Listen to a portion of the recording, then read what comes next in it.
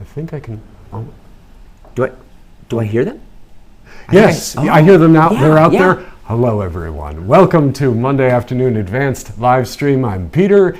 I'm John, and today we're talking about listening. We heard you arrive. We're so grateful you're here. Hi, Joy. Hi, Stephen. And hi, Agatha. Hi, all of you. Great to have you with us. Yes, today our topic is being a better listener, and English words related to that, how to be a better listener, not just in terms of what's the quietest sound you can hear, but when you're having a conversation with someone, how you can listen to them and let them know that you are listening well to them so that they feel listened to. Okay, that's how it works. So go right to our poll if you haven't already. I listen best when. I listen best when I know the person, I don't know the person. A stranger.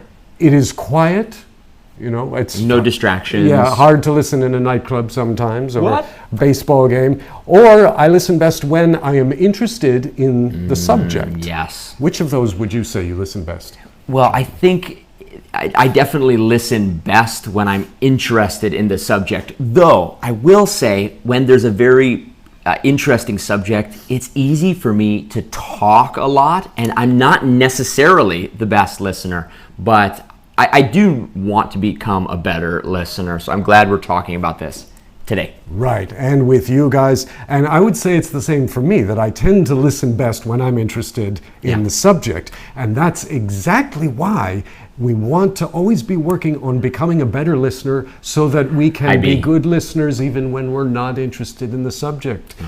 Because the subject isn't always going to be interesting. That doesn't mean we have an excuse not to listen.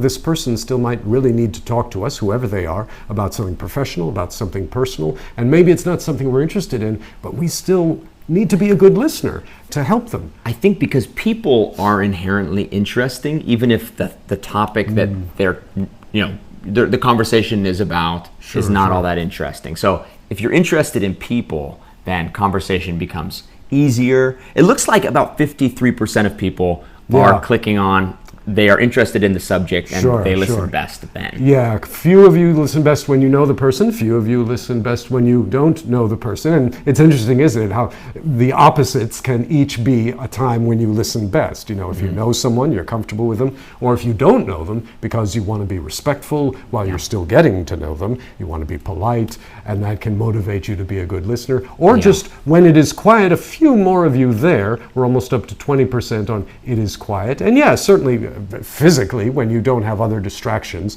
it's easier to focus in on someone and what they're saying and listening to them. That's right. We have a question today to help us focus on what a good example of a listener is. And that question is, who is someone you know who is a good listener? Interesting question, Peter. What do you think, or who is someone I know who is a good listener? Yeah. Well, I'm going to be kind of general here, but John, maybe you can relate to this. We both come from a theater background, and one of the things they teach you in acting class and in theater is to listen to the person you're on stage with. And that will help you respond to them in a more realistic way instead of a sort of posed acting kind of way. I am acting, we are playing our scene. No. The teachers, the directors will always say, just listen to your partner, what he's saying. It's true. And you'll be able to respond more honestly. So I would say, who do I know who's a good listener is almost any actor. The good ones. Yeah. The good ones. The good ones are great listeners. They're not busy acting while they're waiting for their line, for their cue for their line. They're just listening. You'll notice that the best ones are always just listening to the other person. They're not making a lot of facial expressions or acting in some physical way. They're just listening.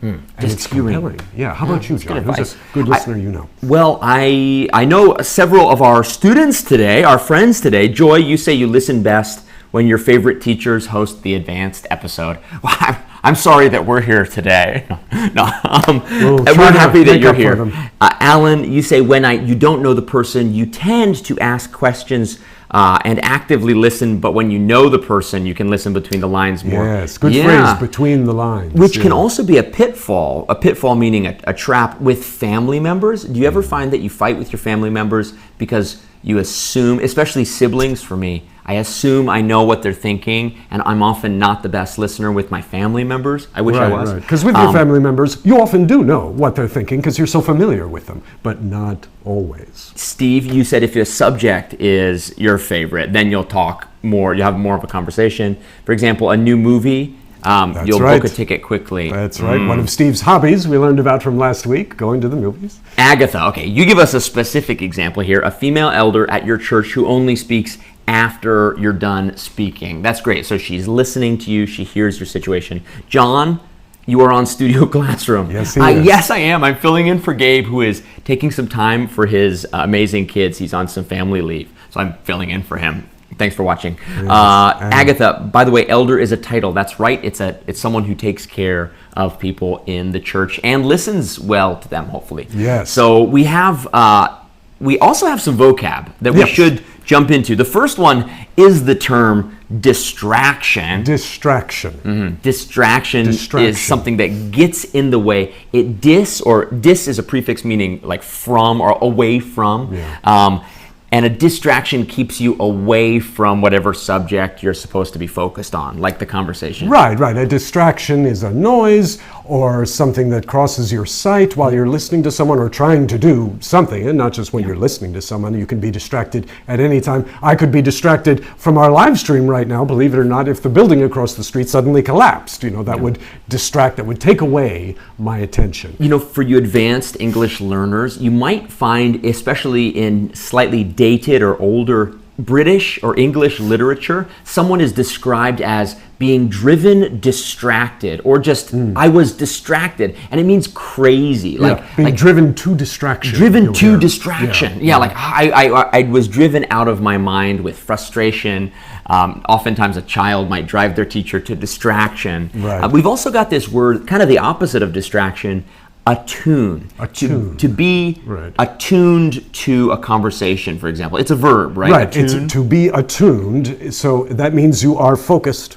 You are listening. You are tuned in. Like when you tune in a radio station, if people still tune in radio stations today, I don't know. But that's the root word there is the same idea. It means to be on the same frequency as someone, to be attuned to them. It means that you are listening to them and they feel it and they recognize it. There's a related term there, because of course tune within there is like the musical pattern of something, right? The tune. Right, the tune of a musical thing. So if you're we use the word harmony for a harmonious relationship, right? Yeah. Just like two people could sing together, they would be in tune. If people are attuned, they are in tune. So distraction versus preoccupied. Similar usage. The difference would be if you're preoccupied, it literally means before the situation you had something else on your mind. So you could be distracted by the preoccupation. Distracted is more general. Preoccupied is sort of a form of distraction or simply too busy. Right, because you can be distracted mentally. You can be distracted by something that happened earlier in the day. It's not always necessarily something that is happening outside of you or something that is happening right in this moment. It could be something that already happened, but it's still with you, you're still wondering about it, and that prevents you from listening better to the person that you're with. Yeah, but preoccupied has that context that something from before is still lingering on your mind. Who you point out, distraction, yes, we've learned that in our magazine. Make sure you subscribe to Advanced Magazine. If you're looking, I know for me, sitting down and reading a physical copy is like such a relaxing thing because I'm always on my phone. So if you like reading physical copies, make sure you get the print of the magazine. Absolutely. Steve, my uncle was a good listener. When I'm having some difficult topics that I'm preparing, my final project, he gave me the courage to do some research and recommending on how to face the audience. That's great. And in fact, Steve, I'm glad you mentioned that, talking about facing an audience. This is where the idea for our topic today came from. Today's article in Advanced Magazine for October, which I don't have with me, but I think, yes, it's on the screen behind us. We'll put it in post-production. Yes. Today's article in Advanced is about how to make a presentation like Steve Jobs did. How to prepare a presentation like Steve Jobs.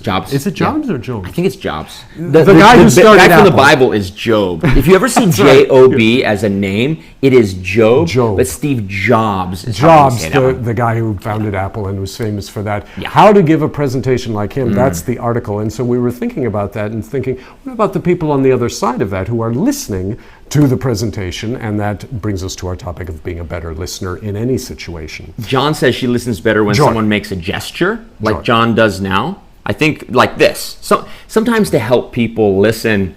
I come from a family that talks with their hands too, so we talk. I don't know. Yes, we're not Italian, but I know Italian people are known for talking with their hands. Italian Midwestern, but we've had teacher Rhonda on our show several times. My John's mom, mother, and she is very expressive. Absolutely. Distraction, but being a good listener is a whole nother set of skills. And B, thank you for reading. So we've got another couple of phrases here. One is to monologue, and if you're monologuing, it means you are mono means alone or single, and log means talk. It means like the tongue, I believe. So to speak by yourself and not really to go back and forth. Right, this is as opposed to a dialogue, like he said, which is log with two people, monologue, one people, dialogue, two people. And it involves with listening because sometimes we can have a monologue going on inside our heads that interferes with our ability to listen to the person. So if we do, we want to turn that monologue off to be a better listener for them so that they are the only monologue that we're listening to. Yes. Oh, and Agatha, great. Okay, yes, spouting off. Oh, this is Old English, but yes. Another translation of this is whoever responds before listening carefully is a fool. It's a classic biblical principle. Be quick to listen, slow to speak, and slow to get angry. Honestly, I feel like I'm not a great listener, so God is working on me to become a better listener. My wife would be my answer to this discussion question. She is an excellent listener. She's such a good listener, though, that it encourages me to monologue, and I need to be careful. Happy day. Hello, happy day to you. Studio Classroom is my favorite, so I listen best in every subject of the magazines. Keep up the good work. And Steve, you make the point that wearing earphones is like the opposite of being a good listener. Definitely take the earphones out. Even if they're those Apple earbuds where you can just click a button. Encourage Rhonda to make gestures in the introduction. There you go. She needs no encouragement. Dialogue and monologue are the opposite. And I might not say that they are necessarily the opposite, but they are definitely different ideas. One person talking or two people talking. The opposite of the strict opposite of a monologue might be silence. But what you say, I think we take your point. They are certainly significantly different. They're not synonyms. And talking about a conversation, you can say, well, that conversation was just a monologue. He just talked. That conversation was just a monologue. Yeah, exactly. What do you call it if three people are talking? Because a trialogue. Trialogue. I just made that up. Because dia means like two. Right. And I think diagonal, two dia, means along with in Latin, I think.